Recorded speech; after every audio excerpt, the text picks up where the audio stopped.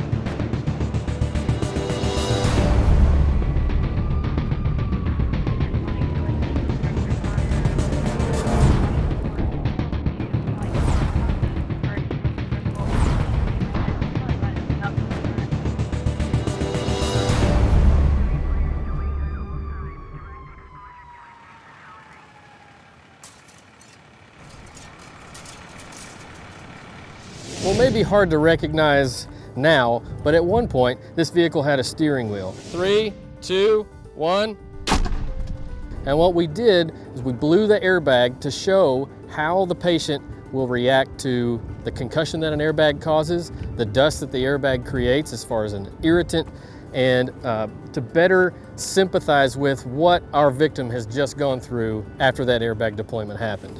Now, the spinal cord has a consistency of wet bread, so we need to make sure that when we're moving this car around, that we keep the patient and the vehicle as stable as possible. We don't want to make any injuries worse than they already are. So what we talked about was vehicle stabilization, going around the vehicle and looking for hazards, numbering our patients, and getting a plan of attack. All right, so we've got step chocks and we've got wedges. Taking one of these, going there. It would probably do the job, but it may be a little too much. It may get in the way. If this had a wheel, you may want to come to the side. Just to get your work area, this area here, as clear as possible.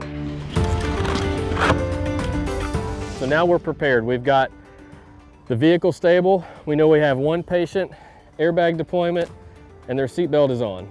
So what you want to do when you're building a box crib correctly is you want to leave the width of the cribbing in on each leg, okay? So about the width of the cribbing itself, clearance on each side. If you want to use wedges, a line of wedges, you can. And we can use airbags to lift. Once we've decided that extrication is necessary, we're going to develop a plan of attack for this door. Now we have a hinge side, which is over here, where these door hinges are, and we also have a handle side, or nadir pin side as we call it sometimes. We can attack this door from either angle, depending on what our plan of attack is. We want to be able to remove this door quickly, safely, and with as minimal movement to the patient as possible. So he's going to make a purchase point.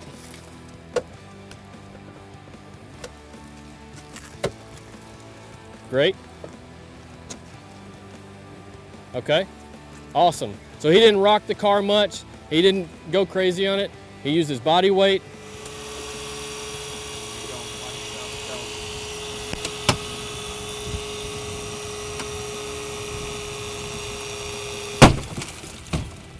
So a way to control the door, using a webbing, which we should all have in our gear anyway, but instead of holding it with our arm, and then when it pops, we move, we can actually hold it from a little bit further away. So if there's somebody there that is not being used, we can use them for this. Also, if we have 2 or 3 guys on this piece of webbing, and we all grabbed it and walked slowly, not jerked, we could hyperextend this door to give us more access to our hinges. Let's grab this.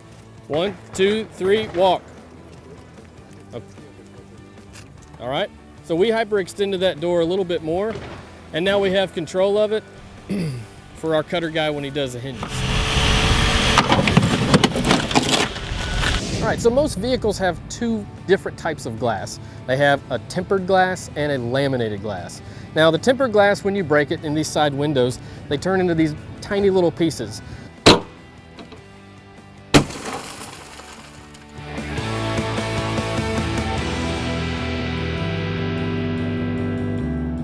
windshield, however, is different. It's a laminated glass, meaning that there's a piece of glass, plastic, and another piece of glass sandwiched on top of it. And that we have to use different methods to take this out.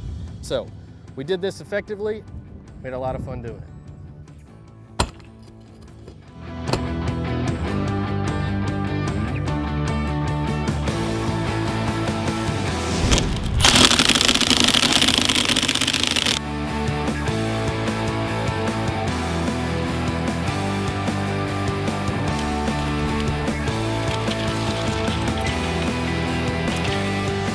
Our next evolution was simulating manipulating the dash.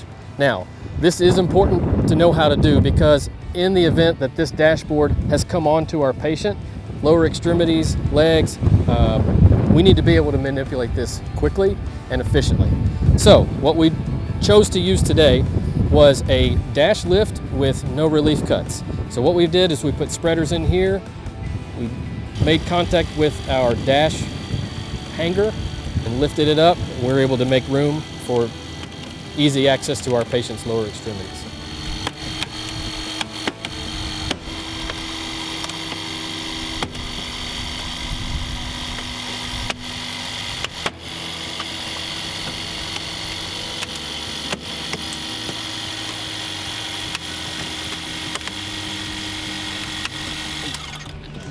Well, as you can see, this looks like it was a lot of fun, and I promise you it was. We enjoy coming out here and using the tools, learning new tactics, practicing tried and true tactics, but just like professional athletes do, we try and get better and better and better.